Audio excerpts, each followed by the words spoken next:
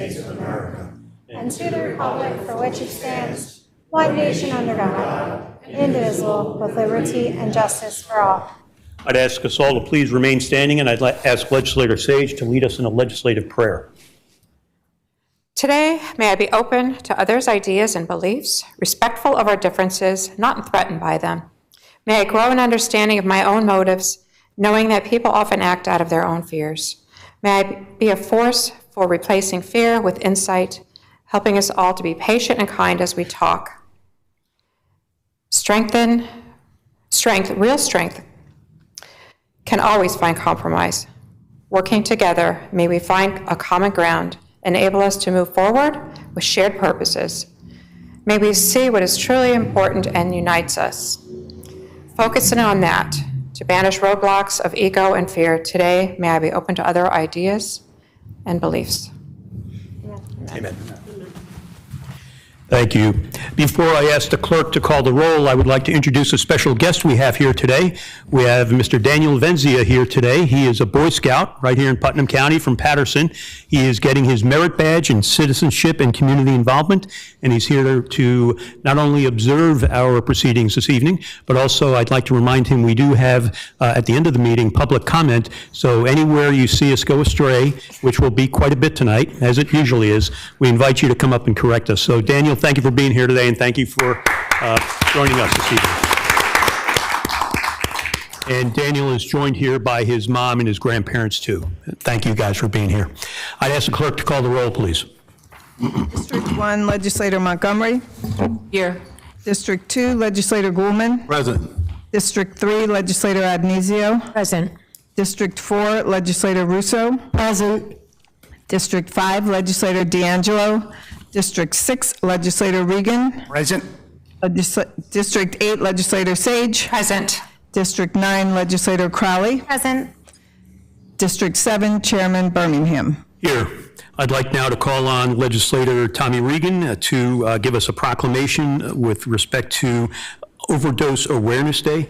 Tom, I'd invite you to invite anybody you'd like to into the well to present the proclamation. If you guys can invite our coroner, John Burgess, to join me up here so I can do this proclamation. John, however, we had a phenomenal committee meeting where we spoke about many of the things that Putnam County's coroner's office does to try and prevent overdoses and many other, and deal with tragedies. And it was a tremendous meeting, and I encourage anybody who did not see it to look back on that, and we look forward to even having more meetings with this fine organization. But that being said, we want to take a minute here to recognize this particular proclamation, which I'll read. Whereas Putnam County does affirm and acknowledge the hurt and hardship which is caused by the experience of a fatal and non-fatal overdose, and whereas we recognize the purpose of International Overdose Awareness Day as remembering loved ones lost to overdose and ending the stigma of substance-related fatalities, and whereas we resolve to play our part in reducing the toll of overdose in our community, which claimed the lives of 7 Putnam County residents last year, together with countless more affected forever. And whereas we affirm that the people affected by overdose are our sons, our daughters, our mothers and fathers, brothers and sisters, and deserving of our love, compassion, and support. Now, therefore, be it resolved that the Putnam County Executive and the Putnam County Legislature do hereby proclaim August 31st, 2026 as International Overdose Awareness Day in Putnam County, and along with the Putnam County Department of Health, Department of Social Services and Mental Health, the Coroner's Office, and all prevention and treatment, recovery, and harm reduction provided by all in Putnam County, all residents are encouraged to carry naloxone, a medication that can reverse opioid overdose and is available for free to all Putnam County residents. Signed by our County Executive, Kevin Byrne, and the Chairman of our Legislature, Dan Birmingham. John, thank you for all you do, you and your team. Thank you very much. Thank you so much. Anything to say, sir? It's nice that people are doing this, that it's a recognition, that people, part of this has been, it's been hidden in the shadows for too long, and having it come out and understanding that there's no stigma attached to it, that we're just trying to save lives. It's a great step forward. Thank you so much. Thanks for everything you guys do. Thank you. And Coroner Borges, we realize your job, along with those of your other colleagues, our county coroners, requires certainly an amount of technical expertise and also, experience in various matters that a lot of us aren't schooled in. We also know your job carries a heavy toll sometimes, and sometimes the news you have to deliver, and certainly the families you have to work with. So for that compassion, on behalf of Putnam County, we thank you and your colleague coroners. Thank you. Next is item number 4, acceptance of minutes. We have November 5th, 2025 and December 3rd, 2025. They will be so filed. Next, we have correspondence from the county auditor. There were no erroneous assessments reported for this period. Next, we're going to go into the pre-filed resolutions. First up is our Rules, Enactments, and Intergovernmental Relations Committee, chaired by Legislator Sage. Amy? Thank you, Chairman Birmingham. On behalf of the Rules Committee, myself, Legislators Birmingham and Goldman, I'd like to bring forward the following agenda items. 6A is an approval for the Town of Kent Sales Tax Fund reallocation. The Town of Kent has requested that the use of sales tax funds originally approved for the Town Hall renovation project be further modified to provide $517,750 to be reallocated to another project, the Eustis Park Improvement Project. Madam Chair, Chair of the committee, I'm going to abstain from this vote. As I stated in your committee meeting, my firm, of which I'm a partner on a very limited matter, represents the Town of Kent with respect to their bond counsel services, so I'm going to abstain on this. Is there any discussion among my colleagues? Seeing none, I would ask for a roll call vote, please. Legislator Adnesio? Yes. Legislator Crowley? Yes. Legislator D'Angelo? Legislator Goulman? Yes. Legislator Montgomery? Yes. Legislator Regan? Yes. Legislator Russo? Yes. Legislator Sage? Yes. Chairman Birmingham? Abstaining for the reason previously stated. Motion carries. Thank you. Moving along to agenda item 6B. This is an approval for a local law to amend the code of the County of Putnam by adding subsection E to Chapter 222 entitled Transparency Act. The intent of this is to provide transparency in county government by ensuring that legislative meetings and executive public hearings are made available to the public for live streaming. It also has some other transparency matters listed as well. Is there any discussion? Seeing none, all in favor? Aye. Thank you. Moving on to agenda item C. This is an approval amending the legislative manual to establish a legislative document printing reduction policy. The intent here is to reduce repetitive printing practices that will conserve county resources, reduce costs, lessen environmental impact, and improve administrative efficiency while maintaining full access to legislative information. Is there any discussion? Seeing none, all in favor? Aye. Thank you. Agenda item 6D. This is an approval for a local law adopting the optional real property tax exemption for surviving spouses of public officers killed in the line of duty for county tax purposes. This is the county portion of the sales tax. I think it's right and good for us to honor the surviving spouses by reducing the property tax, a 50% reduction. Any discussion? Legislator Adnesio and then Legislator Russo. Just so everyone is aware, it's 50% exemption from county real property tax. I would like to thank Legislator D'Angelo for bringing the Senate Bill S683A to the legislature for approval this evening. This bill passed Senate and Assembly unanimously in June of 2025, and it was signed into law by our governor in December of 2025. Although it is a state law, the property tax exemption is not automatic. And I'm proud to support opting into this tax exemption for surviving spouses of police officers who made the ultimate sacrifice in the line of duty. My dad retired from New York City Police Department after 20 years of service, and I grew up with a deep appreciation for the dedication and sacrifice of law enforcement. This is a small but important way to show that their sacrifice will never be forgotten, and I'm proud to support it this evening. Thank you. Thank you. Legislator Russo. Thank you. I just want to say that I support this 100%, the 50% reduction in the county tax line. I appreciate Legislator D'Angelo for bringing this local law to us. And then on his behalf, Jake has said that he's sorry he can't be here, but he's hoping that everybody will support it, and he was proud to bring it forward. Any other comment? Legislator Crowley. I am thankful that it's been brought forward. I hope that it never has to be used for anyone here, especially with 9/11 coming up, our 25th year.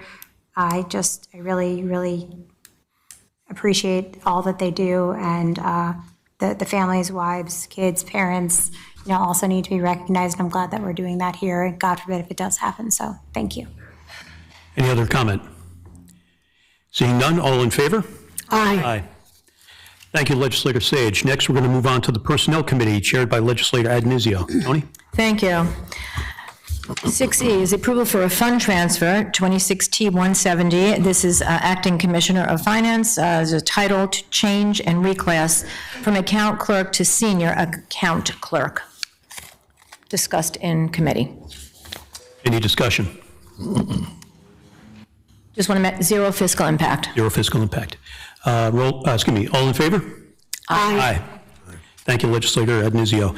Next, we have the Physical Services Committee, chaired by Legislator Goldman. Bill? Thank you, Chairman. Item number 6F, we have an approval from the Department of Public Works. They have proposed the use of $75,000 from the Capital Facilities Reserve to Project 26CP02, County Park and Fire Training Center, Communications, Security, and Access Control. Any discussion? All in favor? Aye. Okay, item number 6G, we have an approval to have the mechanism to fund this thing which just passed for $75,000, number 6F. And that's it. Any discussion? Seeing none, all in favor? Aye. Item number 6H, we have an approval for a budgetary amendment 26A061 to amend the county's capital project budget to equal the funding levels approved by New York State for the Consolidated Local Street and Highway Improvement Program, CHIPS. Any discussion? All in favor? Aye. Item number 6I, we have an approval for a budgetary transfer 26T146. This resolution is required to fully fund the MTA Railroad Station maintenance costs pursuant to Section 1277 of the Public Authorities Law. This is for $16,742. Any discussion? Legislator Regan. Thank you, Chairman. So I'd like to thank my colleague, Legislator Montgomery, who has attempted to get information that I had requested when we discussed this, and in what I would deem as a complete non-answer, they didn't answer the question of what dollars were spent in Putnam County. In no other circumstances would we authorize a payment of a voucher or a bill that doesn't have a description of what happened, where it happened, when it happened, and how much it cost. And yes, this is my first year here, but I just wholly object to the idea of saying the CPI, the Consumer Price Index, increased by 3%, so Putnam, you owe me 3% more on an agency that collects money from all of our citizens in so many ways. So thank you for trying to get the answers that I asked for, legislature, but I don't believe that even when they answered you, they answered the question, which is, what have you done in Putnam County that you're coming back for more money from us and our residents? Thank you. Any other discussion? Legislator Montgomery. Yeah, thank you, and thanks for initiating this, Legislator Regan. I did get a lot of information from the Putnam County rep to the MTA, and I did get additional information based on our conversation just yesterday, and I'm sorry I didn't address it earlier today, but there wasn't time. Then with that, you know, we can request more information, and I will, and if we can pull data on commuters by county or station and try to see if the dollar allocation is still fair between the various counties.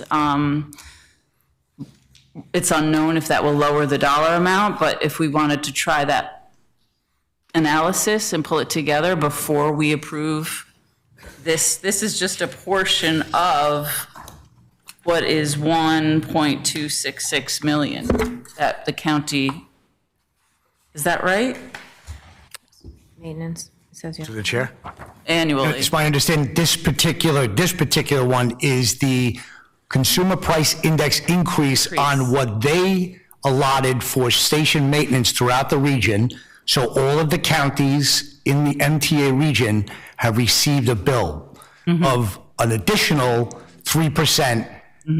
Again, so we're going to send a bill to every county with the additional 3% with no explanation. So I don't think we're ever going to get it reduced, and appreciate your efforts. I'd like to know that the money's being spent in Putnam. If they told me that every one of these dollars, even if it was all being spent on the western side of the county, if it went to Putnam, great.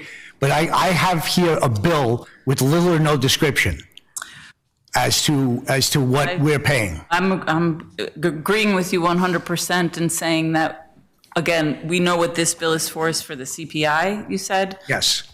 That's really not what we're being charged overall. What we're being charged overall is 1.266 million, $1,266,742. So if we want more clarification, we can move this forward now. We can postpone it through the chair.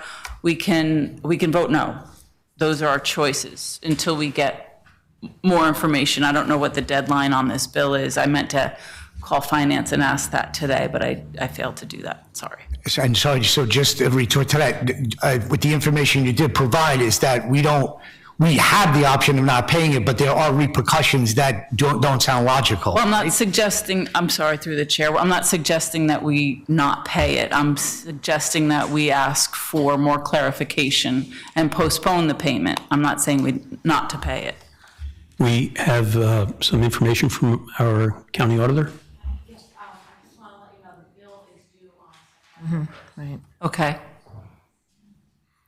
Legislator Russo, did you have a comment? Thank you. The letter that was originally sent to our county executive dated May 31st, and everybody's quoting the CPI from April 1st, 2025 to March 31st, 2026. It does say the County of Putnam's maintenance, station maintenance.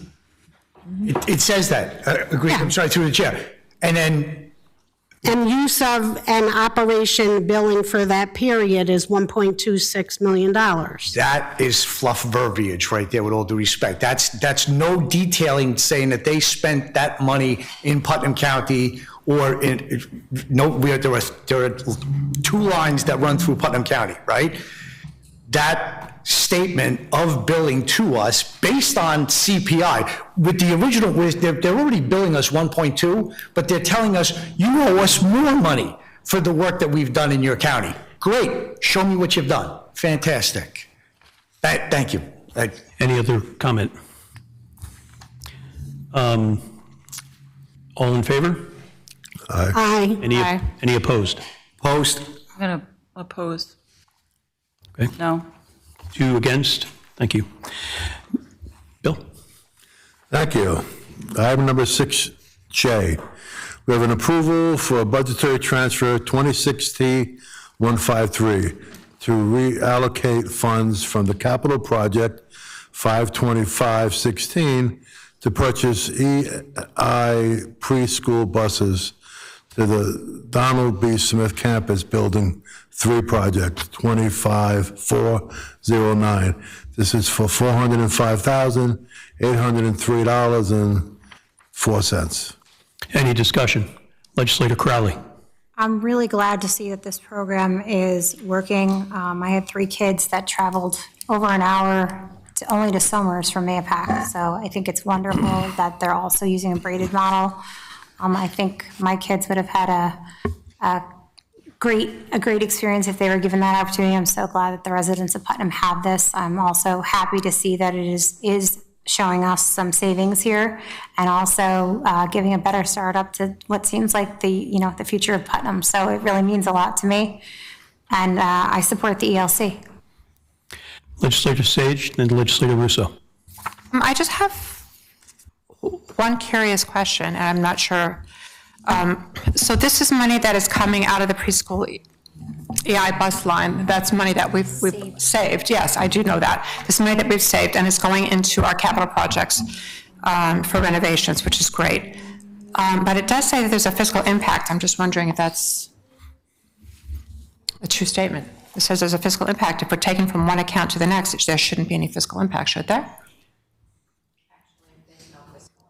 Yeah, so that's, I was just looking, that looks like to be a typo to me. Okay, we'll, Okay, I just want to make sure before I vote on it, because would you care to make a motion I'll make a motion to amend this to zero out the fiscal impact for 26. Is there a second? Second. All in favor of that amendment? Aye. Aye. Thank you. Legislator Russo. Thank you, Chairman. I just wanted to say, way back when, this idea of the UPK program was presented to us, they had said that there would be a cost reduction on the busing, and I'm proud to see it's working as they forecasted it. I've had the opportunity to go to the Learning Center a couple of times, and they're making great improvements, and the kids are really improving. So it's nice to see that we're saving money as well. So thank you. Thank you. Any other comment? Seeing none, all in favor? Aye. Okay, moving on to 6K. We have an approval for an acceptance of an Amendment B for 2025, 2026 for snow and ice agreement with New York State. We will be responsible for cleaning snow and ice from state highways as designed by the Commissioner of Transportation of the State of New York. Any discussion? All in favor? Aye. Aye. Item number 6L, we have an approval to oppose New York State Senate Bill S.4571-B and Assembly Bill A.6577-B, establishing the Floating Solar Incentive and Education Program. Any discussion? All in favor? Aye. Thank you, Legislator Goulden. That concludes the Physical Services Committee. Next, we'll go to the Protective Services Committee chaired by Legislator Regan. Tommy? Thank you, Chairman. On behalf of my esteemed colleagues, legislators Addonizio and Montgomery, we bring forth the following items from the Protective Services Committee. Item number 6M, as in Mary, we have a approval budgetary amendment 26A055 for the Sheriff's Department, funding from New York State Sheriff's Association to cover the cost and cover the cost of drug recognition expert training, discussed in committee, submitted for approval. Any discussion? Legislator Addonizio? Yes, I just want to let everyone know how important this is to prepare our officers to identify drivers who may be impaired by drugs, prescription drugs, cannabis, or alcohol. This training will also help determine whether the impairment is caused by drugs or a medical condition. I believe having the DRE certified deputies will strengthen the department, since drug-impaired drivers has become a growing concern here in Putnam County and everywhere else, not only Putnam. I'm always proud to support investments in training to strengthen public safety. Proud to support that this evening. Great. Any other comment? Legislator Crowley? Kind of going to go off of what Legislator Addonizio had to say. I think we only had one for a while, and now we have 2, and I think it's fantastic. Also, they can be used in other counties for help, and I think it's really important, and it's great that we're investing in our deputies. Thank you. Thank you. Any other comment? Chairman. Legislator Regan? Last part, I should have mentioned that part, that for 2026, there is zero fiscal impact with this initiative. Great. Seeing no other comment, all in favor? Aye. Aye. Next item on the agenda is item 6N, approval budgetary amendment 26A056, acting Commissioner of Finance requesting the reclassify revenue to correct current funding streams, discussed in committee, submitted for approval. Any discussion? All in favor? Aye. Next item on the agenda is 6O, approval budgetary amendment 26A057 from Risk Manager, Sheriff's Department, recognize funds received from State Farm Mutual Automobile Insurance Company, Sheriff's Department vehicle, discussed in committee, submitted for approval, zero fiscal impact. Any discussion? All in favor? Aye. Next item on the agenda is item 6P for approval, budgetary amendment 26A059 from the Sheriff's Department. Funds received from the U.S. Capitol Police, security provided for the Lawler Town Hall event at Mayapack High School, discussed in committee, submitted for approval with 2026 zero fiscal impact. Legislator Crowley? I'm going to have to abstain from this as it has to do with one of my employer. So I will not be voting on this. Thank you. Any other discussion? Seeing none, roll call vote, please. Legislator Adenizio? Yes. Legislator Crowley? Abstention due to my previous reason. Legislator D'Angelo? Legislator Goulman? Yes. Legislator Montgomery? Yes. Legislator Regan? Yes. Legislator Russo? Yes. Legislator Sage? Yes. Chairman Birmingham? Yes. Motion carries. Thank you. Next item up on the agenda, item 6Q, we have approval, budgetary amendment 26A062 from the Sheriff's Department, reimbursement related to drug recognition expert recertification from New York State Sheriff's Association, Oriskany County, Oriskany, New York, sorry. Thank you for the correction there. Discussed in committee, submitted for approval with zero fiscal impact in 2026. Any discussion? All in favor? Aye. Next item up is 6R, approval budgetary amendment 26A063, again with the Sheriff's Department, federal seized asset funds to replace 2 aging motorcycles, discussed somewhat extensively in committee and submitted for approval with zero fiscal impact in 2026. Any discussion? All in favor? Aye. Next item up is 6S, okay, sorry, thank you, double checking. Approval budgetary amendment 26A064, acting Commissioner of Finance, pertaining to legal aid pass-through award from New York State Division of Criminal Justice for aid to defense recover reform. Discussed in committee, submitted for approval with zero fiscal impact in 2026. Any discussion? All in favor? Aye. Next item on the agenda is item 6T. We have approval, submitted budgetary amendment 26A065 from Finance and Sheriff, Correctional Facility Vehicle Purchase, Dormitory Authority of the State of New York, DASNY, discussed in committee, submitted for approval with zero fiscal impact in 2026. Any discussion? All in favor? Aye. Next item on the agenda is 6U, approval, no match grant application from the Sheriff's Office for fiscal year 2026, community-oriented policing services, community policing development, micro grants. Discussed in committee, submitted for approval for grant application. Any discussion? All in favor? Aye. Next item on the agenda is 6V, approval, no match grant application from the Sheriff's Office, the New York State Division of Criminal Justice Services Law Enforcement Technology Grant Program. Discussed in committee, submitted for approval for grant application. Any discussion? All in favor? Aye. Next item on the agenda is 6W, approval, grant application, Bureau of Emergency Services for fiscal year 2025, Emergency Management Performance Grant Program, discussed in committee, submitted for approval for grant application. Any discussion? Legislator Montgomery. Yeah, well, I'm happy to see that we're applying for this grant. I'm disappointed that it comes just a month after we approved $20,000 out of the general fund for a COOP plan we could have used this grant for the coop plant. It was stated in the meeting that this is for salaries. We've already budgeted for salaries in 2026. So again, it's great to go for these grants, and we usually get them, we get them year after year, and I'm excited to see that. But I knew that there was an opportunity for grant funding for a coop plan that we could have accessed. But instead, we took it out of the general fund where those resources could have been used for something that we don't get grant money for. Any other discussion? Legislator Crowley.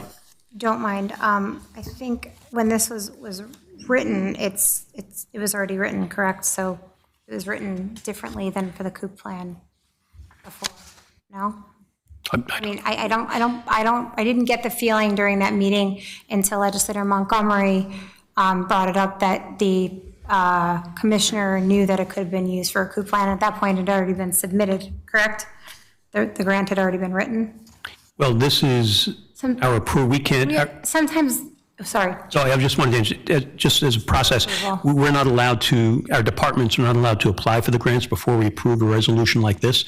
So I think this is the first step in order for, and maybe if it's an annual grant, maybe there's a template already out there, but technically we're not allowed, our departments are not allowed to apply for grants until we approve it.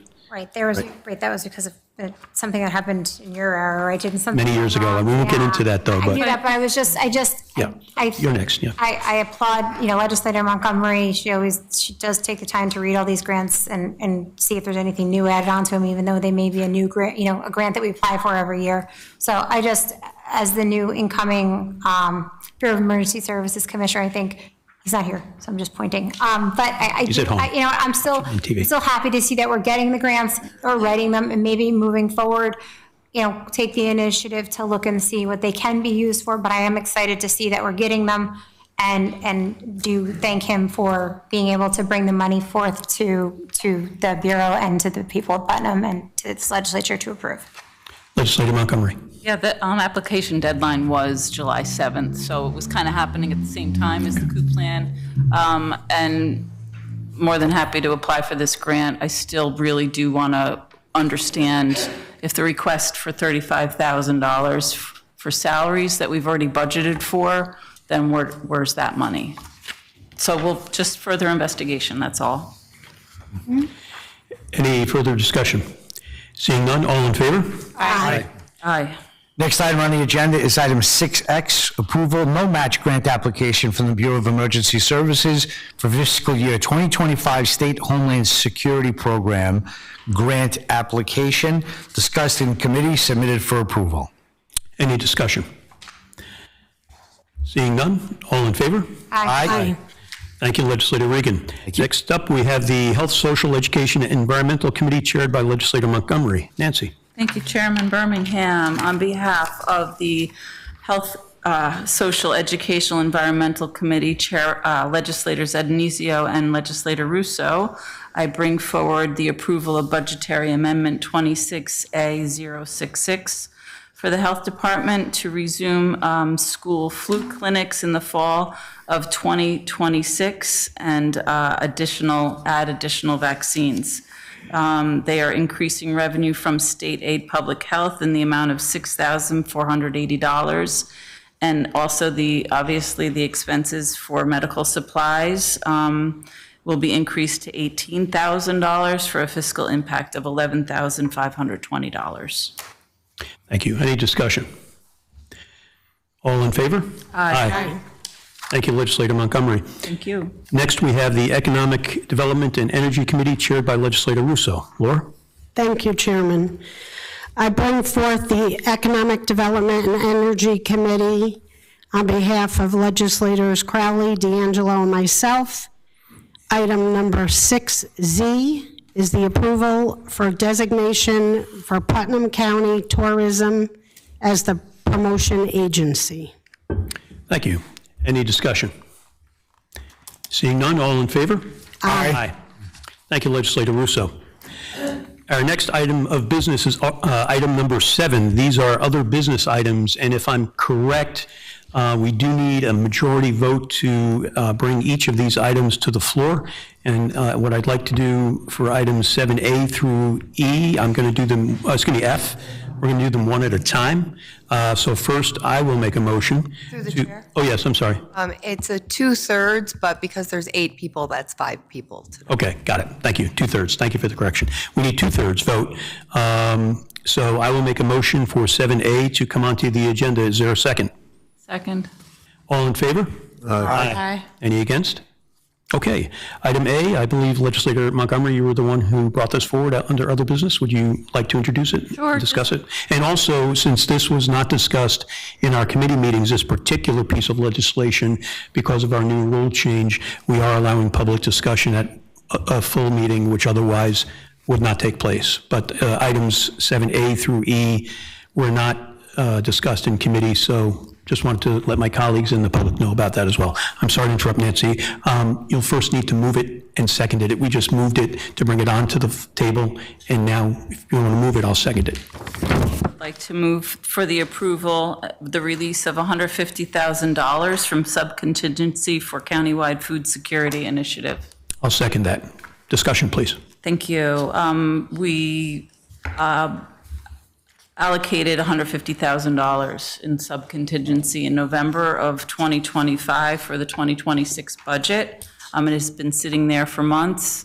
We have had several meetings with our partners in food insecurity, Second Chance Foods, Cornell Cooperative, Putnam CAP, DSS, the Office of Senior Resources. I don't know if I'm missing anybody, but it's late in the year, and we came up with a plan finally to release, after many discussions about what this money is needed for, from support for our food pantries.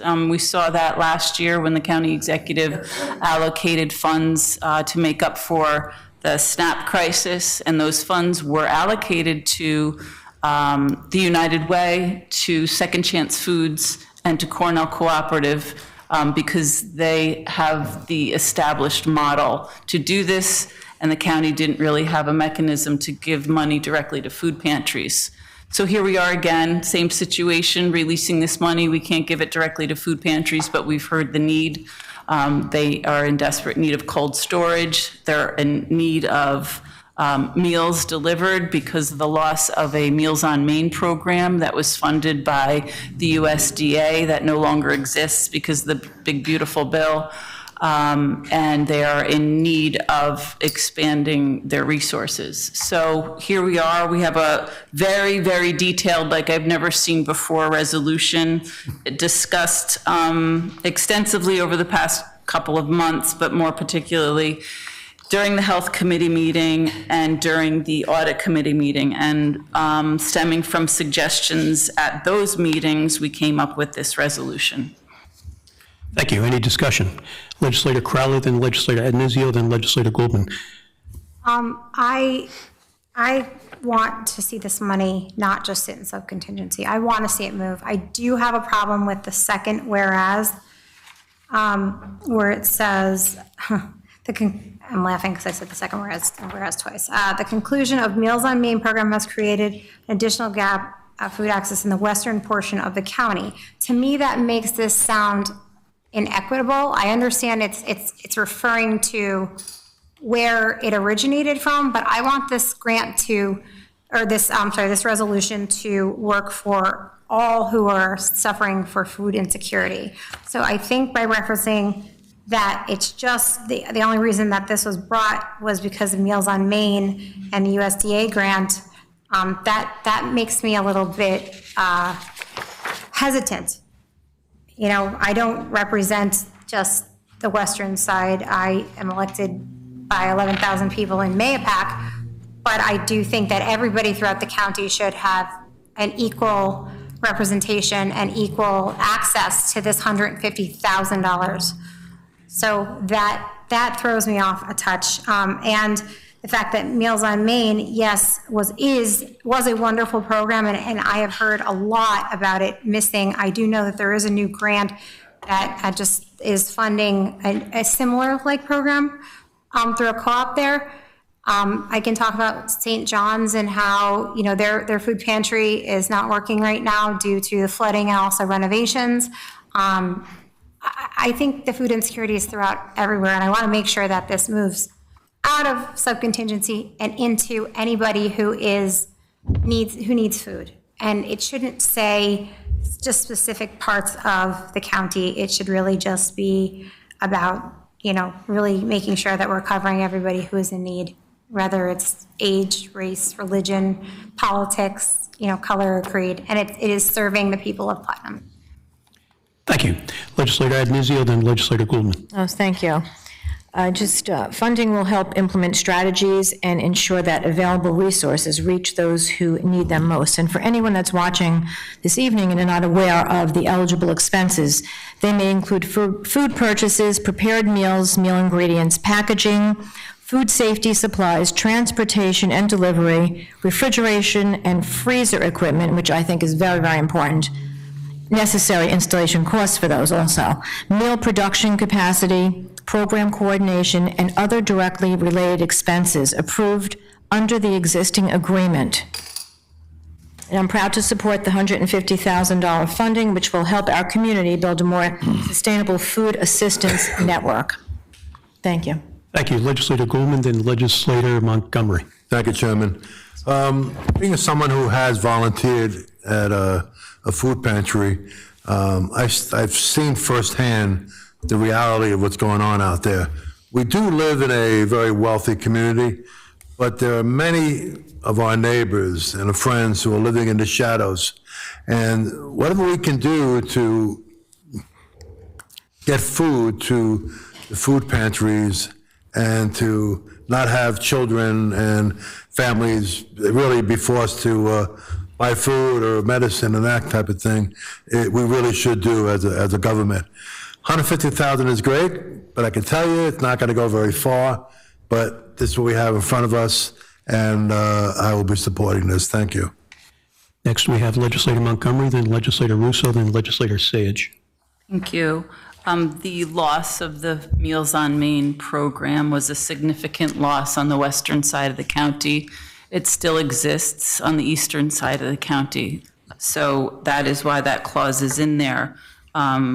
And in addition to the lack of services on the western side of the county, for example, what exists on the eastern side of the county is all of our mental health resources, all of our senior resources, with the exception of a senior center, all of our DMV resources for people to access, usually maybe it's people in need that need to get a ride to go to the DMV. It's very far for the people I represent to get to the DMV. What else? We can go on and name all the resources that exist on the eastern side of the county and the lack of resources on the western side of the county.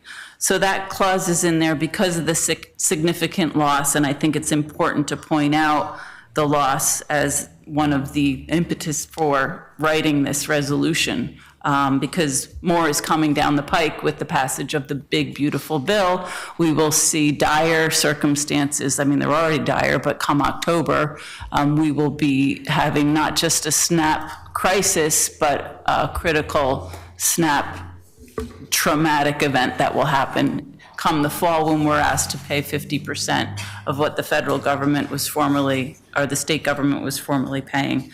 I can go on. So in addition to that second whereas clause, if you read the resolution, it does say resolve that the resources shall be distributed in a manner that fairly reflects documented community need and program capacity, including consideration of geographic accessibility. So it's not just for the western side of the county. It clearly says in the entire, throughout the resolution, that it is in consideration of geographic accessibility. Thank you. Legislator Russo, then Legislator Sage, and then I'd like to speak, but then I'll get to Legislator Crowley. Thank you. Thank you. I volunteer once a month at our little church in Patterson, feeding, making lunches, and I know there's a need for it. I do support some sort of resolution to get money out to these programs who do know how to use the money properly and let it stretch. We had Meals on Main Street in Putnam Lake, and it's gone. And I'm on the eastern side of the county, where we are now, I think is considered central. So a lot of the resources are in central Putnam. So I feel that there should be more resources on the eastern side, because we no longer have Meals on Main, and we don't have a freezer at a senior center where our seniors can go get food. So I would support a resolution to change it to the western portion of Putnam County and make it the entire Putnam County. Thank you. Legislator Sage, and myself, and Legislator Crowley. Thank you, Chairman. So this clearly states that a county contribution will be going to Second Chance Foods in the amount of $50,000 and Cornell Cooperative in the amount of $100,000. These are the resources in Putnam County that serve the people who need it. They know exactly where the food needs to go. They are the boots on the ground, more so than any one of us legislators. So I know that given the opportunity to release these funds, which we did last year, should have been going out already. We put it in sub-contingency. I have no problem with that. I'm not stuck on the word Meals on Main, because I also see that it is going to be a focus on seniors and residents. The priority shall be given to underserved geographic areas of Putnam County and communities with limited access to food assistance. If there's somebody hungry on the western side of the county, I would hope that one of these vendors is going to help them. Or if there's somebody hungry on the eastern side of the county, I would hope that one of these vendors is going to be helping them. I am not going to be hung up on the word, I don't know, whatever, services on the western or eastern side of the county. I think it's going to be administered fairly and evenly with communities that have limited access to food assistance. So I'm very much in favor of releasing these funds and letting the people who do the work do the work. Thank you. Yes, I'm going to be in full support of this. I think I've said this before, and I think we all acknowledge it. Putnam County is, if you take a look at national rankings, as far as counties, we are oftentimes listed as one of the top 25 counties, not 25%, but 25 counties in America. That's the wealthiest. And yet, all of us know, we see it, that we do have hunger and food insecurity in each of our districts. District 7 has one of the most, which I represent, has one of the most poverty indexed census tracts in Putnam County, and I think there's one or two others that might be more or worse off than that. But having said that, this is a county issue, so we shouldn't think because we all might be doing very well that others are in the same boat. They're certainly not, and we need to respond to that. To echo a little bit of what Nancy was saying, last year during our budget season, we came up with $150 for the 2025 budget. And because of the SNAP crisis that was occurring at that time last year, which we thought would be a lot worse and wound up being fixed, if you will, and putting air quotes around that. So we were kind of reactive last year. I'm glad that we're being proactive this year in the sense that there is a looming consequence of certain federal legislation that is barreling down on the most needy, so we have to prepare for that. And it's $150,000. It's not nothing, but it's a drop in the bucket when some people are poor and hungry and need food. With respect to the two organizations that essentially we are contracting with, I have the full faith that they're going to do the right thing to get the food where it's needed. They know better where the food goes than I do. One thing I do want to mention, though, is that this $150,000, I'd like to see us, and again, we're getting ahead of myself, but continue this in the 2027 budget. But I think we should recognize that while there might not yet be a mechanism in place to deal directly with the food pantries themselves, I think we should be open to that and maybe work with the Legislative Council and the Law Department to have those relationships happen. the two organizations here are the boots on the ground as well, but I think it would also be helpful that we next year contract with those food pantries that are all volunteer and would help. And I also want to say that this is, I'm going to call it a bullet contract. I know last year there was some money that we had put in a contract where it was an additional grant, and then when we went to the budget process a few weeks later and met the budgeted amount last year, it was perceived as a cut. And I don't want this amount of money that we're giving now to a very worthy or two worthy organizations to be deemed as a cut if it doesn't happen to be there next year. We're still going to support those organizations who support those important people, but I want to see the 150. If again, we do pass something in 2027, that it goes to everyone else as well. I'm going to go to Legislator Crowley, then Legislator Regan, because he hasn't spoken yet, then I'll go to Legislator Montgomery. Erin? Thank you. So on page 2, the fourth resolved, it says, resolved that prior to the disbursement of county funds, the administering organization shall submit an implementation plan outlining the overall approach to administering the initiative, including the partnering organizations, the intended use of funds, the anticipated program timeline, and the general strategy for food and meal distribution throughout Putnam County, consistent with the geographic priorities established by this resolution, and be it further. So at this point, it's on the agency to figure that out and then come back to us. Like each agency can have a different mechanism, or are they going to be working with the county? Like, how is this being established? Are they working with us and they're gonna come back with this plan, and it has to go through all the committees again and we have to approve it for implementation? Or do they, because it says, that's what it says administering, before the funds can be administered, they shall submit an implementation plan outlining the overall approach to administering the initiative, including the participating organizations, the intended use of funds, and the anticipated program timeline. So they have to then, each of them, or all together, I guess that's my question. Are they going to work with the Commissioner of Finance to figure that out? Or are they each coming up with their own plan, and then they have to come back here, go through health, audit, a full again to approve their plans, if they're separate or to get the same? Is my question? Yeah, just as a matter of statutory construction, it doesn't say submit and have approved.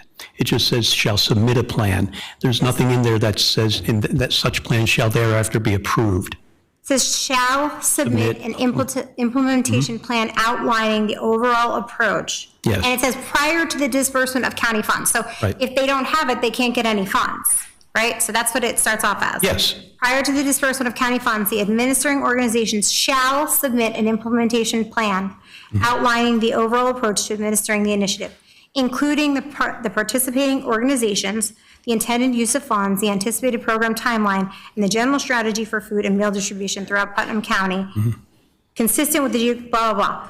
And then, so with that being said, I'm asking, do they have to, it says they're not getting money until they come up with a plan and give it to us. Give us, I'm assuming us, right? No, submit a plan to the county. To the county. In it- The county is whom? The county, well, I can analogize, well, I won't even I call guess it. that's what I'm asking. Okay, and I'm trying to answer. I'm I'll try and happy to answer. hear, please. Yes, the way that would work, I would envision, is just the way every other voucher in our county works, is that if there's a requirement, whether it's legal, statutory, or policy, our county auditor approves the expenditure of all funds, so that I'm sure Michelle will keep a close eye on this when there are vouchers to be put before to be asked for payment. She's going to be ticking off the boxes here so that it'll be submitted, but she doesn't have to approve the plan. As her regular course of business in her job, she approves the disbursement. So do we, No. I guess that's what I'm asking is, in order to get approval for the disbursement, these agencies have to shall submit an implementation plan outlining all of these things. Yes. So who is going to, they're going to do that on their own? Are they both following the same general practice and outline? Or are they working with somebody to do that? And then are they coming back before us to present that to us? I'll give you an example. If you go to item 6K, acceptance of the 2025-2026 snow and ice agreement with New York State. Actually, don't use that one. We've got several things in here where we're authorizing the transfer of funds to pay a county vendor. There's a couple in here that I just can't see right off the head. Before that county vendor gets paid a nickel, that vendor, he or she, has to submit to Michelle's office and our Commissioner of Finance and the sponsoring department a voucher, and that voucher has, in those cases, okay, here's a ton of blacktop. It's been weighed by Tommy Fury's office. Tommy Fury signed the voucher. He sends it to Michelle, and then she approves it. I understand that whole Okay. part. I'm missing the part about the process to get, Michelle, I understand, Michelle, with the vouchers, because that plan has already been put in place with the voucher system. So is that what, you're speaking Yeah. as the chair, is that what the plan is? Because I feel like if we're using a voucher system, and that's what's going to happen, then it shouldn't say that the organization shall submit an implementation plan outlining and all of that. It should say, based on a voucher system, this is how it will go. Because I feel like this leaves it very much open for them to have to come back to the legislature for approval, for then Michelle to approve it, because that's now what we've accepted as the plan. But no, if we could direct through the chair, please? Oh, sorry. Thank you. No nickel can be spent out of the county treasury without a voucher, whether it's for this program, whether it's for outside counsel, whether it's for blacktop. Where does it say that there's a voucher here, is what I'm missing? It doesn't say that in any of our other resolutions. It's a matter of statute. So then why does it say that they need to submit a plan if that's, I guess that's. Because it's a new program, number one. Right, so they do have to submit a plan. They do. Of course. And then it's going to come, okay, great, so they have to submit a plan. We're assuming it's a voucher program. No, it has to be. Okay, so it has to be a voucher program. Yes. Does that plan have to come back and come through committee? No. It does not. So who are they submitting that plan to? They're submitting that to the county auditor, and she is our, she Once works it's for us. approved. Okay, that's. In the okay. sense that she's the legislative branch, in that she is, we all know Michelle, and we all know the way auditing works, is she will not, I've seen Michelle. I know. Rightfully call out paper plates that weren't purchased through the state contract. I'm not concerned about this. Oh, I'm not This- either. I know you're not either, I wanna but this understand. resolution does not require approval by us. It just merely requires a plan to be submitted, and the plan is very specific. It calls for certain things. Yep. And I'd like to leave it up to the experts to figure out who to serve, and I know you would too. Who are the, I guess that's The- my the two second part of vendors- it. the two So vendors they're, here. okay, so they're working independently to Yes. come up with their own plans. Like every other outside contractor Just- does with the county. Okay, so I guess that was my question too, was also, I'm sorry. I Oh, good question. No, these are good. I'm glad to get into the So they're basics. two different This agencies, is so they fine. can have two different plans. Yes. And have two different programs, even though they're in the same resolution. We don't feel like they should both be working kind of together to come up with the same plan because they're both combined in the same resolution? We wouldn't require that for example, for our home health aid companies, home health aid agencies. They're the experts. When we contract through social services, home health agencies, we don't tell them, listen, you've got to give us a plan or to help our seniors in home. They're the experts. They know how to do it. That's why we're contracting with them. With respect to this agency, these two agencies, I view that very much in the same manner, similar to like outside contract. If we were to hire a bankruptcy firm as an outside contractor, outside counsel for the law department, we would rely on their expertise. We wouldn't dictate to them bankruptcy law, because we're not, that's a specialty. So this is a good question. I'm glad you're asking that. I'm not trying to be pedantic. No, and I'm but- not trying yeah. to be, I want this work, that's kind of what I'm asking. I don't want this whole thing of having to come back through. My second question was, Okay. with Second Chance Foods, who I adore and I love, this is allocated to residents of Putnam. I guess my question is, in that plan, Second Chance Foods serves a very large population. People come in, when people are hungry, and listen, I get it. People come in, they get food. So we're trying to do this for Putnam County residents. How do you just do that for Putnam County residents when, this Second Chance Foods serves Putnam, Dutchess, Westchester? How do you make sure that it's only going to Putnam? Is there a Well, mechanism in this resolution here that There is not, requiring of that? There is not, but I would make the argument that we would know more tell Mike Bartolotti to turn away people from the DMV from the Bronx if they want to come to Putnam County and get their license. We're not going to turn hungry people away from Putnam County if they are here in Putnam County and want food. I don't think that's going to happen quite a bit. These agencies are Putnam County focused. But if we're going to limit this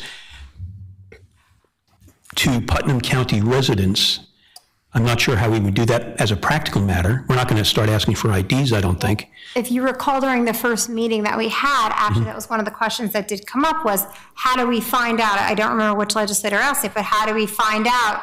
And I think it was DSS that was told us that they would be double checking to make sure that they were people that were Putnam County residents. And I can defer to, Heather has had her hand up, I'm sorry. But I believe, and if we can go back to the minutes, that was discussed. That was a question that was asked. So is that your answer then? They're going to double check then? No, I don't know, and I would like clarity on that. I would like to know, because that was told to us when we first passed this, the 150,000, that there would be a mechanism to go through DSS to make sure that it was for Putnam County residents. And I don't know if anybody else remembers that. Now that you know that, you're still uncomfortable? No, I'm asking where it says that in this. No. Chairman, I'd like to call the question. Well, I just want to get through legislator.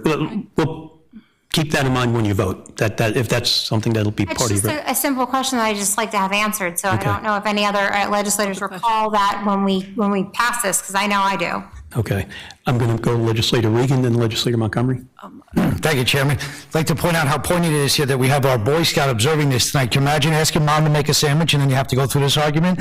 And that's essentially what we're talking about here, because we've talked about this with other issues, and that we've all expressed interest that we feel, while our primary job is fiscal oversight of the county, unshackled dollars is often the best way to get sandwiches on plates and accomplish some other goals that we've spoken about before. And I support this initiative, although I am slightly,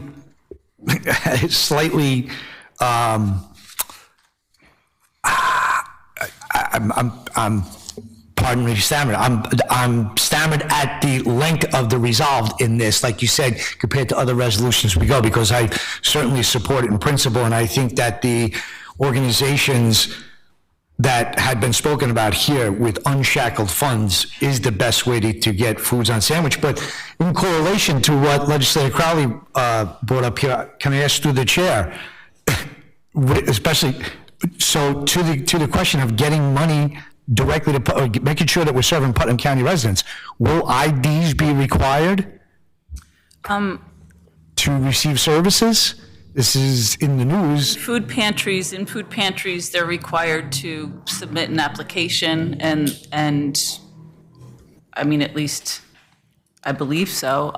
But we do have Second Chance Foods here that can speak to that. If when we have public comment on this, I'm sure those questions will be answered. But if I can continue to answer Legislator Regan, it's the same as our relationship with Putnam Westchester Legal Aid, Putnam Westchester, Northern Westchester Women's Resource Center. We have WestCOP. We have dozens of organizations within the county where we are serving regionally, and there's definitely a mechanism in 2026 to make sure those funds are allocated and directed to Putnam constituents. And through the chair, thank you for answering that question, because I don't think that that's necessarily that we hold that line, that we don't provide a sandwich, as the chairman had pointed out before. If a hungry person comes to our door, we can help and provide Office of humanity. Senior Resources hands out food vouchers for, I mean, that's not what this is going to be for farmers markets. This is going to be for bountiful meals, where meals are available in cooling units, refrigeration, which this funding will purchase those food storage units. It will create more bountiful meals programs to be delivered, because that's where the loss was with Meals on Main. Okay, and thank you. Before I yield, I would just like to quote a wise man who once said, we should never let the perfect be the enemy of the good, because I think the good intention here is the goal that we should try and achieve. Thank you. I yield. Thank you. We've got Legislator Montgomery, then our Legislative Council has a legal point to add. Sure. I would like to yield the floor, my time, to Legislative Council and then ask for it back, if I may. No. No, let's go in order. We're going to go policy, then legal question. Okay. Nobody jumps in line. I will raise my hand after I hear what Okay. council has to say. Legislative Council, you have a legal point? Yes, just to address the question that Legislator Crowley had as to how the administration of this will happen. The resolution itself specifies that, in fact, based on your concern, it was integrated that the Department of Social Services and the Office of Senior Resources are going to be acting in cooperation with Cornell Cooperative Extension and Second Chance Foods in identifying and facilitating distribution based on and prioritized by need. So it is not going to be just the agencies themselves. It's going to be the Department of Social Services and the Office of Senior Resources, who are going to help ensure and identify based on need, and that is county-wide. Thank you. Legislator Montgomery. If I may, yes, and I did get very detailed in this resolution, understanding the politics of what would happen in these meetings. I knew full well that I would have difficulty releasing money to feed the hungry based on politics. So with that, I wrote a very detailed resolution, and I regret that. And with that, I'd like to make 2 amendments. One is to remove the second whereas clause, the conclusion of the Meals on Main program. I make a motion to remove that clause. I'll second that motion. Any discussion on that amendment? Seeing none, all in favor? Aye. And the second amendment I would like to make is to remove the 4th resolved clause from the second page, because it's a given that we do that anyway. And we're Okay, could you- covered by our. Could you just read the first few Sure, words that of that? resolve that prior to the disbursement of county funds, the administering organization shall submit an implementation plan outlining overall approach to administer. No, that's the 3rd page. Uh-oh. That's the fine. 3rd page, I'm Yeah, sorry. no problem. Yeah, you're right. So the the second two. 1, 2, 3, 4th resolved on the 3rd page. I make a motion to remove that resolve that prior to the disbursement of county funds, the administering organization shall submit an implementation plan outlining the overall approach to administering the initiative, including the participating organizations, the intended use of funds, the anticipated program timeline, and general strategy for food and meal distribution. All of that is clearly laid out in the resolution. That resolve clause is something that is covered regardless through our audit and our finance department, and it's unnecessary. And again, I'm sorry that releasing $150,000 to feed when everything else is released so freely here, this is so strange to me. I'll second that for discussion, but I'm going to vote against your amendment, but I'll tell you why, because I think it's a good thing to have. I thought it was good. Yeah, I think that'll give us, this is a kind of a new program for us, so I think it'll give us, if nothing else, maybe An extra safeguard. not only safeguard, but an idea to educate myself where the need is, because I do rely and do depend, and I'm very much impressed with these 2 organizations and their ability to reach out to those in need. And if they come up with a list of those entities to which they've helped, I think it's good. And I don't view it as any roadblock or as any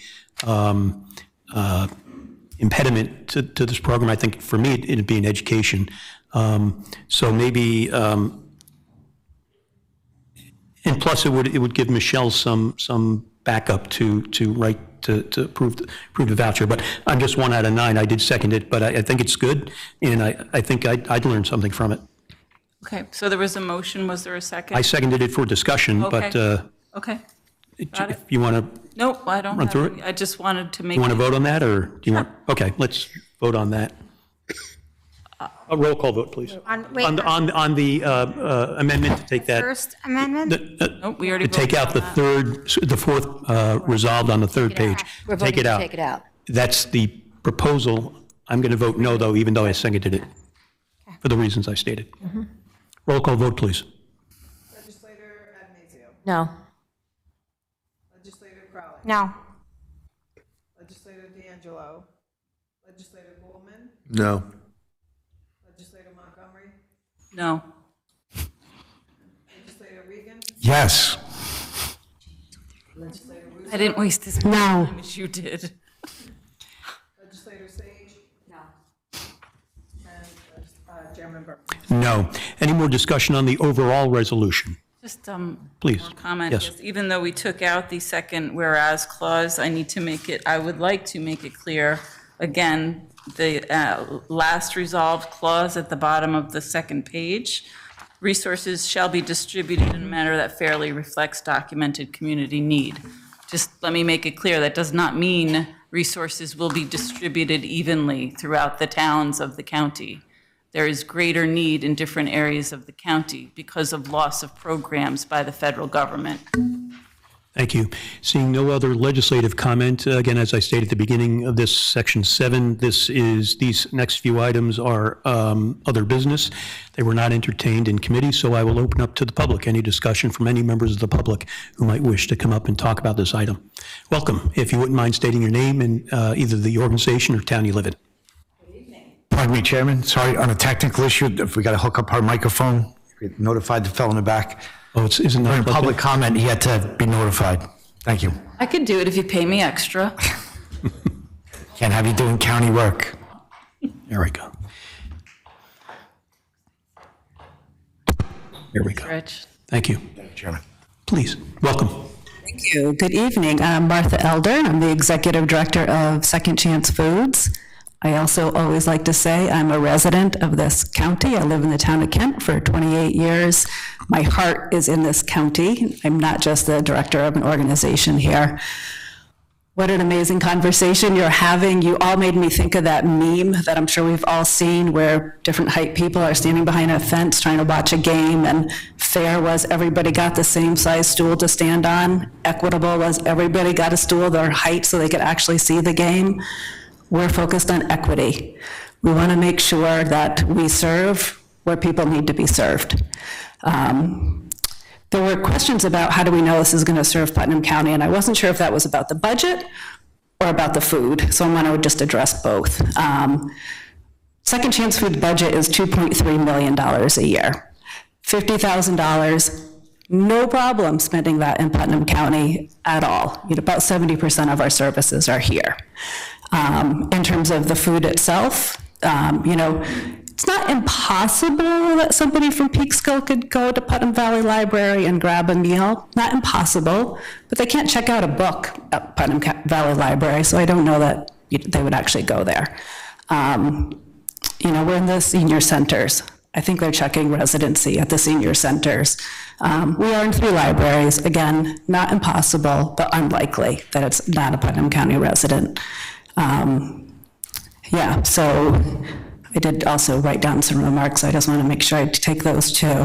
So I do want to thank you for recognizing that food insecurity continues to affect many of our neighbors, and it's only worsened with rising food prices and changes to the SNAP program. We're honored to be trusted partners with Cornell Cooperative Extension on this initiative. We worked with them for many years now, and this resolution builds on systems that already exist rather than creating something from scratch. We already work together to ensure that food is equitably distributed throughout the county. In addition, Second Chance Foods has the commercial kitchen, food rescue network, the volunteer infrastructure, and the distribution partnerships needed to implement this immediately. The funding dedicated to Bountiful Meals will allow us to expand the network of access points to nutritious prepared meals. Although Bountiful Meals often refers to this freezer program, it doesn't mean that we can't distribute meals to food pantries throughout the county as well, who we already distribute groceries through. We're committed to transparency, accountability, and collaboration, and we look forward to sharing an implementation plan now that you all want it, and providing regular reports demonstrating the impact of this investment. Most importantly, our neighbors who are struggling with hunger cannot afford to wait. We stand ready to begin this work as soon as you authorize it and respectfully ask that you not keep hungry people waiting. We had a ribbon cutting at Westchester Community College last week where we installed a freezer, and a student there shared with us how last semester, after he lost his job, he survived on instant ramen. There are people like that in this county right now surviving on instant ramen, and they don't have to if you release this funding. Thank you. Thank you so much. Any other member of the public? Scott?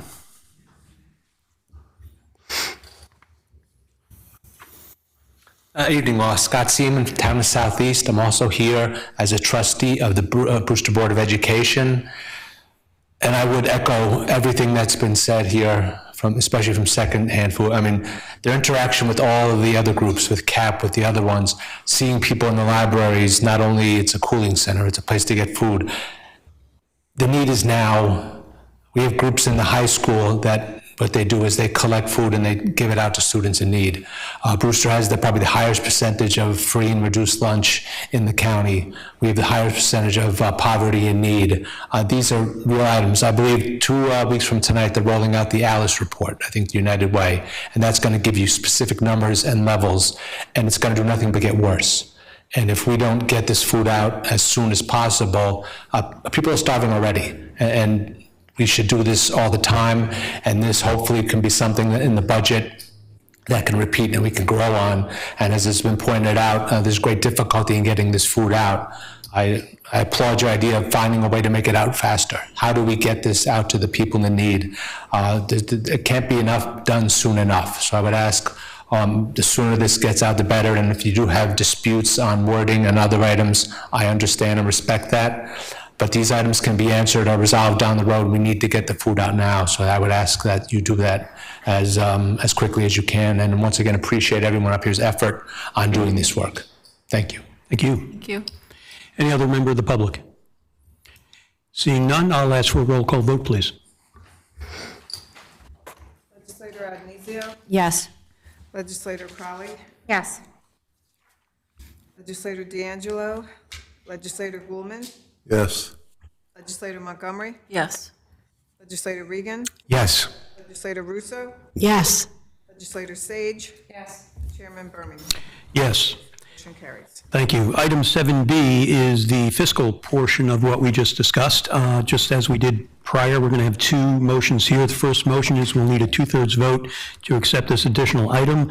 I'll move to accept item 7B. Is there a second? Second. All in favor? Aye. Any against? Okay, we have our second, we have our ability to undertake it. With Legislator Montgomery, you moved the first one. This is the fiscal part of that. Would you care to move this? Sure. This is a motion to approve the budgetary transfer of 26T183 funds from subcontingency to support Second Chance Foods and Cornell Cooperative Extension. County contribution to Second Chance Foods is $50,000. The county contribution to Cornell Cooperative is $100,000 for a total of $150,000. Is there a second? Second. Second, Legislator Adenizio. I see there's 0 fiscal impact. Michelle, is that because it's coming from sub-contingency? Got it. Okay. Thank you. Any discussion on this? Legislator Montgomery. I do have to state and make it clear that we'll be keeping a close eye on this to ensure that just because we are allocating this $150,000, that it's not going to be looked upon that we should somehow diminish the budgets of Cornell Cooperative, Second Chance Foods, or any organization. I think this is something that needs to continue, and we need to build on it. Again, I keep telling you about what's coming down the pike with not only just food resources, but mental health services, SNAP benefits, healthcare costs, childcare costs. So this is not, in no way to reflect on the budget process coming up now. And hopefully we can be adding more for the 2027 budget. Well, any other discussion? Along those lines, I'd like to make an amendment. Resolved that these funds are supplemental funds, not replacement funds. Is there a second? Second. Any discussion on that amendment? All in favor of that amendment? Aye. Any further discussion on the resolution as a whole? Seeing none, I'd like to make a roll call vote, please. Is this just on the amendment? No, we just voted on the amendment. We just voted to approve the amendment, I believe, have passed unanimously. And now I ask for other comment on the resolution as a whole. There has been none. Now we're voting on the full resolution and on roll call, please. Legislator Adenizio? Yes. Legislator Crowley? Yes. Legislator D'Angelo? Legislator Goulman? Yeah. Legislator Montgomery? Yes. Legislator Regan? Yes. Legislator Russo? Yes. Legislator Sage? Yes. Chairman Birmingham? Yes. Motion carries. Okay, next we have item 7C. I imagine this is, well, first of all, I'll make a motion to accept this additional item, 7C. Second. All in favor? Aye. Aye. Thank you. That's to get it on the floor, to accept it as an additional or as other business. Next, I'd like to move item 7C, approval, award of RFP number 02-2026, Putnam County Soil and Water Conservation District Fund Special Audit. Is there a second? Second. Discussion. What I'd like to do, we are going to be going into executive session for this. We do have our Director of General Services, or Commissioner of General Services here. And, but first I'd like to talk a little bit about process with respect to this. And again, this is an item that's other business, so we're going to have a little talk now about the process, then we'll have legislative discussion about it.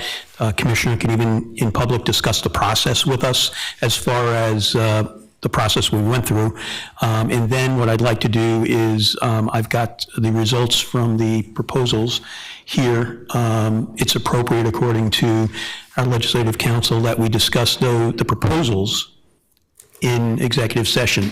But that's not to stifle any discussion in public session, either from us or the public, about the need to do this or why we're doing this. But to the extent we discuss any particular proposals, that'll have to be an executive session. So we'll, to the extent there's any discussions about the proposals we've all reviewed, let's hold that for executive session.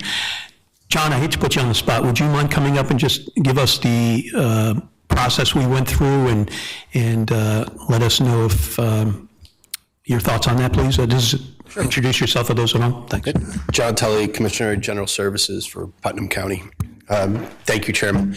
The Putnam County Legislature earlier this month, I believe it was a special meeting, passed a resolution authorizing a special audit, and further authorized the county auditor and the Commissioner of General Services to work together to prepare the document, which consisted in large part of the instructions that were incorporated into the legislative resolution. Our Office of Purchasing prepared a request for proposals and advertised it according to our normal procedures. We solicited proposals from qualified firms. We received firms. The chairman of the legislature was authorized by his colleagues to form an evaluation committee. The evaluation committee was provided all of the proposals. All the proposals that were scored were aggregated in accordance with the evaluation criteria established in the proposal.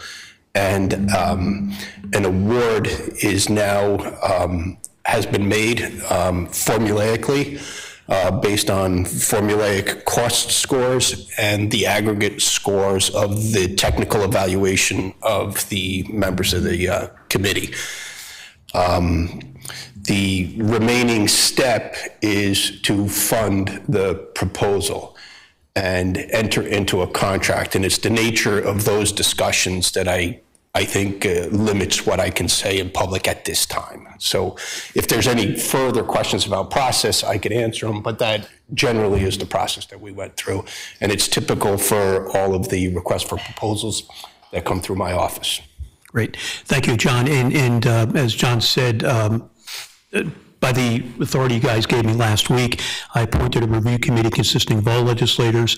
We had a deadline to submit our scoring according to the RFP. We scored 3 of the 4 categories. The only score we did not give as reviewers was the cost score. And we were withheld that information because, as is process, a review committee should review the technical and responsiveness and experiential factors in every proposal. So we did that. Every legislator had a deadline of Monday, which was extended to this afternoon at noon. Every legislator had a opportunity to send in a response, and those that did that. And also, what I'd like to do, just from a technical standpoint, we do have a revised 7C, which I think you have all in your packets. It just has some clarifying language on that. It's, is it the green language? Did they have that, Diane? Yes, okay. I'd like to make a motion to accept this as well. Second by legislator Addonizio. All in favor? Aye. Aye. Okay, so this is the resolution which will approve the winning bidder, or proposer, I should say. It's not a bid, it's an RFP. But before we do that, does anybody have any of my colleagues, that is, have any questions on process of how we got here, not on the individual proposals? I just have a comment. On process? On process. Yes. And I just, it's a comment, and I want to say that in the 7 years I've been here, is it 8 years? I don't know how, we've not done this. I used to do this a lot in the town board. We'd have bid openings, we'd show up, and I want to say that it was a difficult process. It was complicated, and I admire those in the county, our county employees, that have to do this with every contract we sign, every service that we have to bring in an outside vendor on, that you guys have to go through that process every time. And I have a lot of respect for what you have to do, because it wasn't easy. It's a lot of work, and you all put a lot of pressure on yourselves with the timeline. Obviously, there were some timelines stipulated in the bid, and you were under your own pressure to get the awards evaluated in a timely fashion, and so it was done on a good schedule, and we appreciate it. Thank you. Thank you.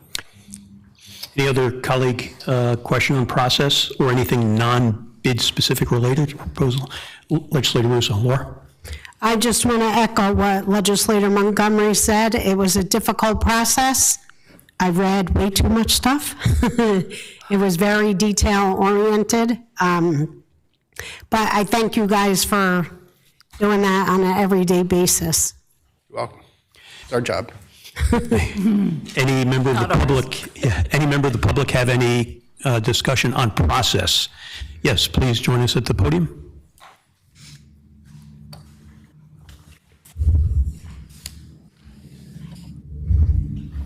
Cassandra Roth, Chair, Stormwater Conservation District. Just on process, I promise. I guess my question, remembering all the things, I know it was a Friday, I think it was a Friday morning deadline of last Friday, and it was the entire committee or the entire legislature. Am I allowed to ask how many legislators? I mean, I assume I know 2 for sure, because you guys just said it. Of how many legislators did give the scoring for that? I'm going to hold that question until we come out of executive session, because I didn't think that would be asked, and I don't know if it's appropriate. I want to see what John's experience has been. I don't want to deviate from any of the processes we followed. So I'm going to write that question down, but I don't have an answer for you now. Yep. I will when we come out of executive Just ask, because if it's on if no one saw obviously the cost, that's great. Nobody should see that, because then you're evaluating on. Oh, we will before we award, for sure. No, before you award, Okay, yes. sure, because you have to figure out what the budgetary resolution is, right? Yes. I will find the answer to that. It might be no, but it might be yes, but I don't want to. I know the answer, I just don't know if I can tell you right now, but I want legal on that. Okay, I think one more question. Of course, yeah, sure. So it was that question, and then obviously if it's, supposed to be 9, if it's less, how does that obviously impact the scoring? So I don't know if that's an add-on question. Okay. And then also if obviously cost was redacted, which I love, were names of firms redacted when it was reviewed? No. Okay. Explain that too. John, would you care to go into that?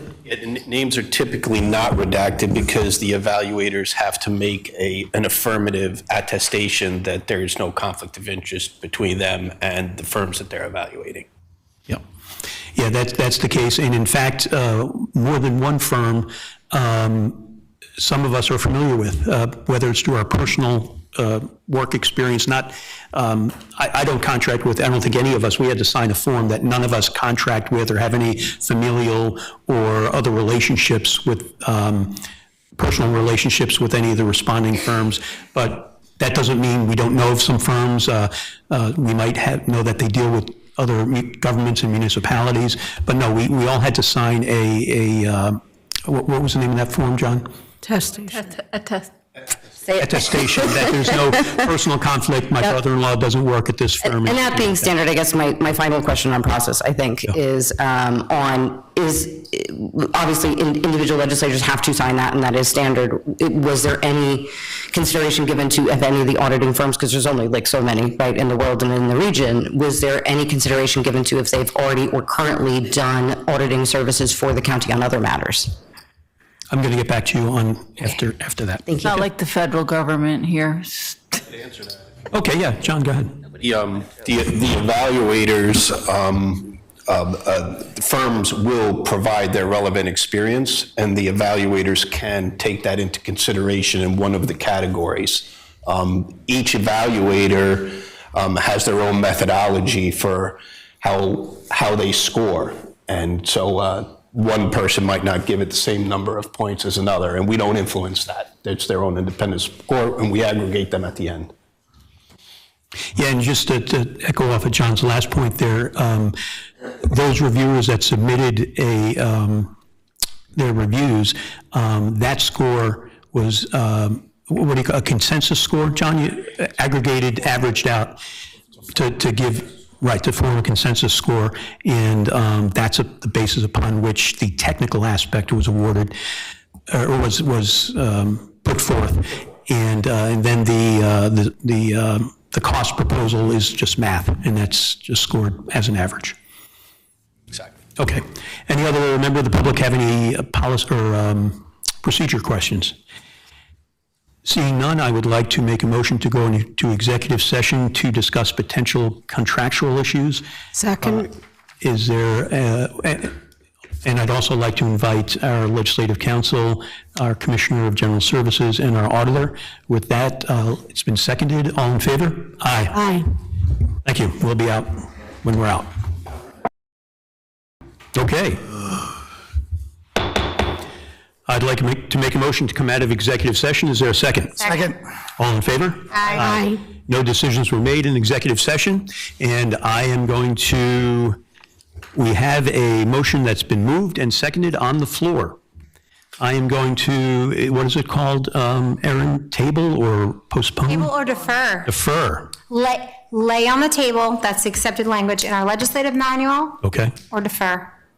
I'm going to make a motion to defer this to a special legislative meeting that I'm going to call for Tuesday, August, what day is today? The 4th, the 11th. And Madam Clerk, you'll reach out to make sure we have 5 votes for that? Okay, so call a meeting? 5 people. 5 people to do that. Is there, I've made that motion, is there a second for that? Second. All in favor? Aye. Aye. Thank you. The next item of business is item number 7D, which is similar to this item. So again, I'm going to make a motion to lay this one on the table for the meeting on the 12th. Is there a second? Legislator Crowley, all in favor? Aye. Okay. Item number 7E, I'll make a motion to put this on the table. It's approval, standard workday and reporting resolution. I'll need a second to put it on the table. Is there? Second. All in favor? Aye. Aye. Would anybody like to move this resolution? It's simply the legislative, actually elected staff, elected officials, standard workday pursuant to the state retirement system. Legislator Crowley, is there a second? Second. Any discussion? Question, didn't you just table it? No, we're on the standard workday now. Okay, that's what I thought you had 7E. postponed, okay. No, 7D, C and D have been postponed. Okay, gotcha. 7E is, yeah, on the table now. Yes, now we're doing 7E. Any discussion on 7E? In my hand. We moved it on the table. Did we move it? I think we did. All in favor? Aye. Item 7F, I'll make a motion to put it on the table. Is there a second? Second. I'll make a motion to approve 7F, amending non-PUMA retiree health insurance. Is there a second? Second. Any discussion? Legislator Regan. That's exactly what I heard you say right there. You said on the table. So now we're tabling stuff and we're putting stuff on the table. Yes. So we're confusing language right there. So I did in fact hear you table that. It wasn't tabled, it was deferred. It was, no. He tabled 7, the workday. Yes. No. No. He put it on. Yes, sir. Well, okay. Okay. I heard you say that. We seconded for tabling and then we had to Put it vote on on the it. table. Put it on the table. Yes, not to take it off the table. Okay, there you go. Okay. All right. Okay. You'll have to watch the I film. heard that. I heard table. Did we vote on 7F? We We did. didn't vote on it, it was. No, we it was- didn't Okay. vote on it. Any discussion on 7F besides Legislator Regan, Legislator Crowley? On 7F? 7E, there's an error on this that's not right. Okay. I don't know that we can go back to it.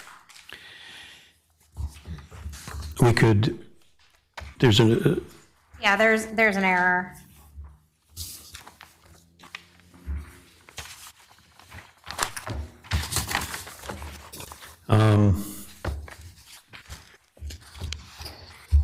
You want to just table it for another? well, we've already approved it. Another- We've already approved it. Already approved and voted on it. Can we revote?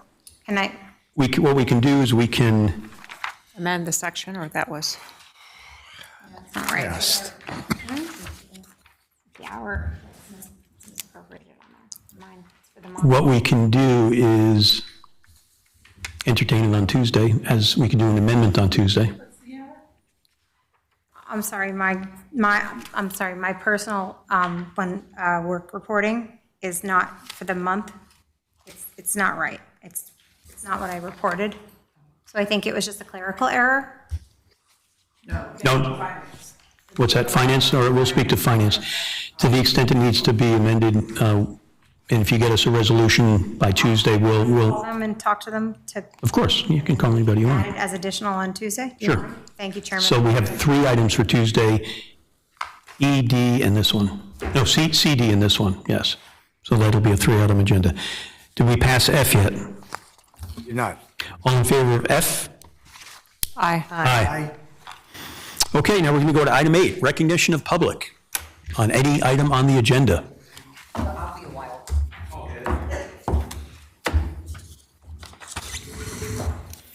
Hello again, Scott, welcome. Evening all. Scott Seaman, Town of Southeast. I just wanted to first talk about the opioid awareness certificate. Thank you for bringing that up. But like they stated, this is not something that should be in the dark. Naloxone is available everywhere. I know the county offices have it. We train with it in the schools. This is an item that needs to be taken care of and needs to be brought out more. And I will just say, continue to work on the stabilization center. This is something that related to that, and that's something that really needs to be done. 6Y flu clinics, thank you for bringing them back. We missed them last year.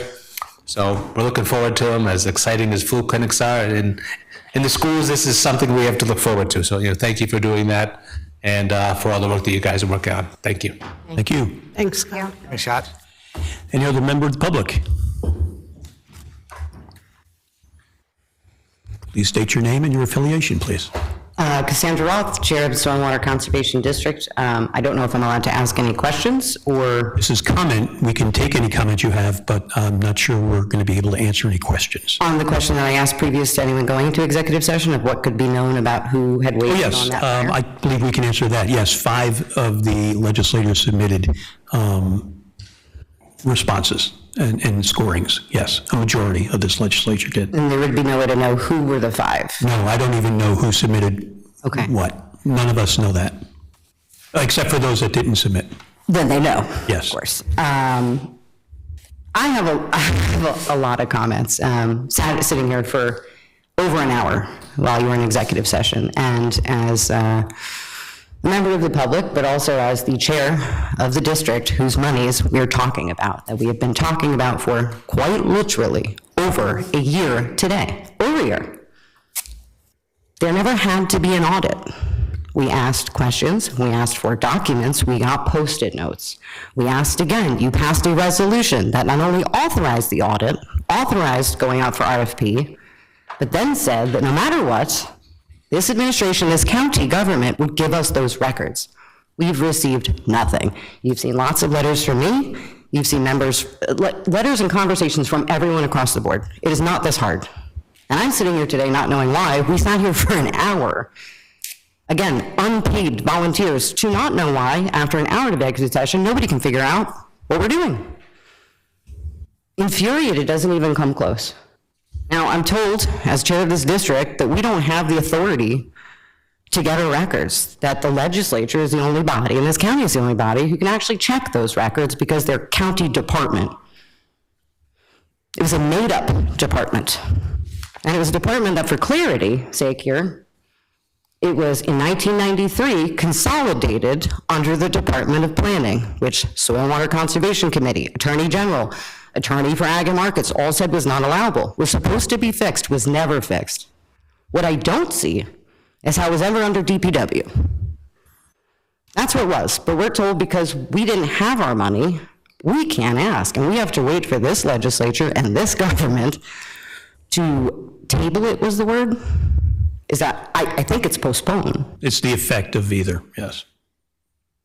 So it'd be postponed to Tuesday next week, where we'll sit here as volunteers with no answers and an audit that we have to do for our district at the end of the year, which is coming up pretty close.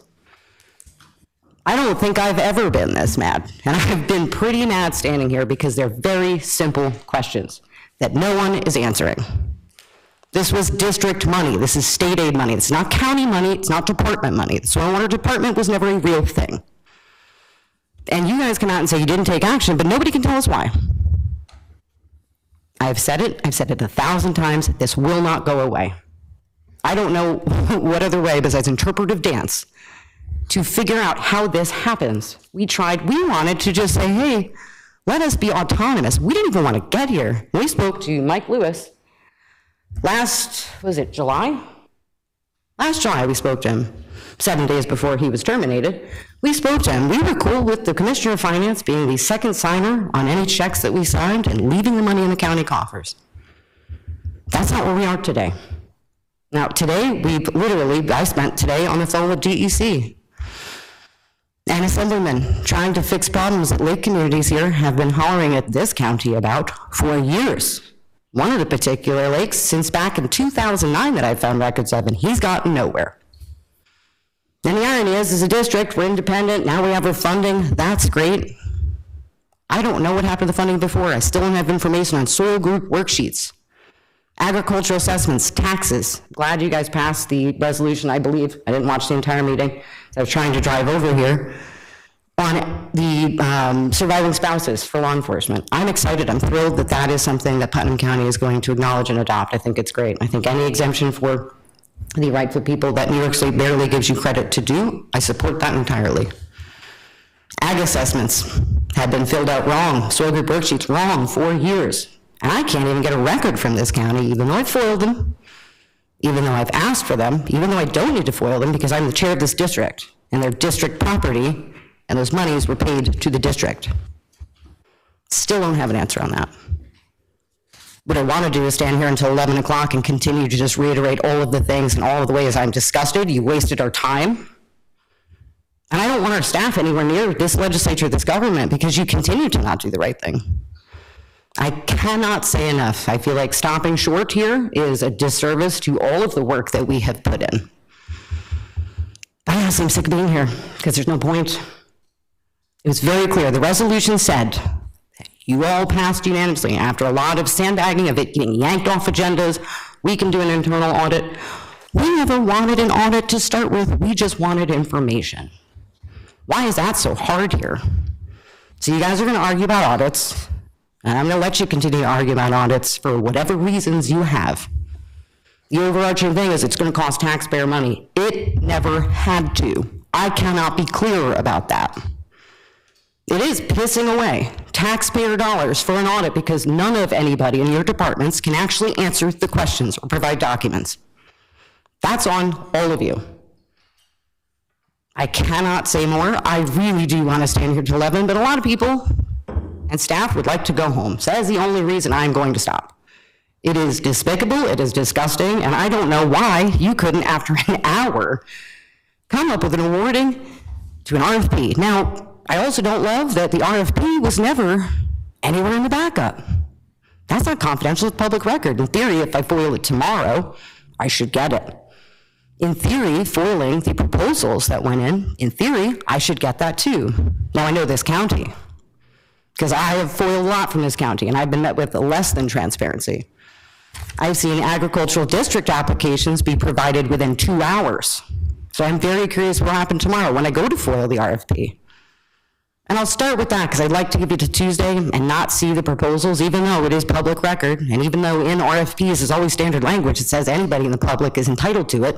And if there's anything that is confidential or trade secret, that, you note that so that it doesn't get released. Now, why do I know that? Because I do bids and RFPs for my actual job.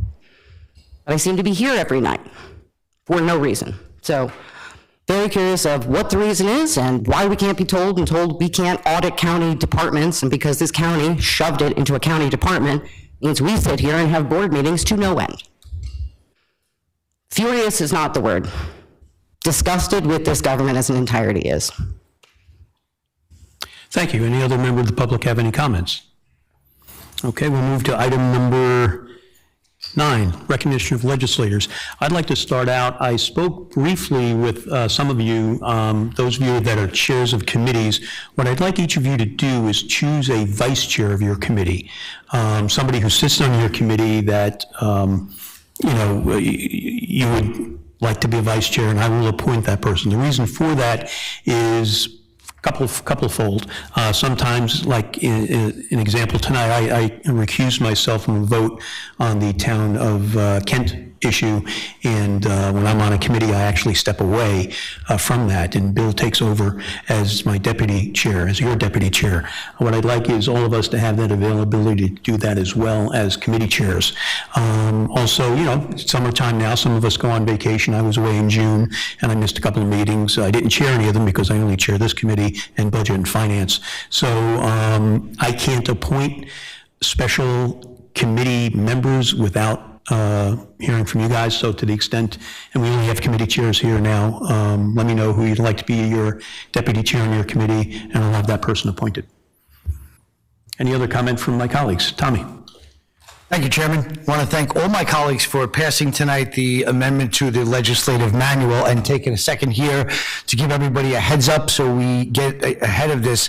So with the reduction of the printing policy, to reiterate, or if you're hearing it for the first time, we'll get a copy of everything that we're supposed to the first time. So as an example, if on the first of the month, something goes into protective, but it's going to go through subsequent committees, and that's already been printed and handed to you, it will then be referred to as Protective 16, even though it goes through physical, health, and then audit at the end of the month, and then to the final. That document, which has been printed and handed to you as Protective 16, will be located as such.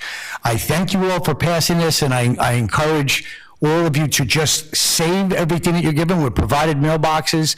Our staff does a heck of a lot of work, as we all know. We're going to try and accomplish 2 goals here, which is take a little bit of the load off of the staff, but also reduce all of the duplication that we've seen here ad nauseum. So thank you in advance for your cooperation, and hopefully this is a successful endeavor and change to our legislative manual.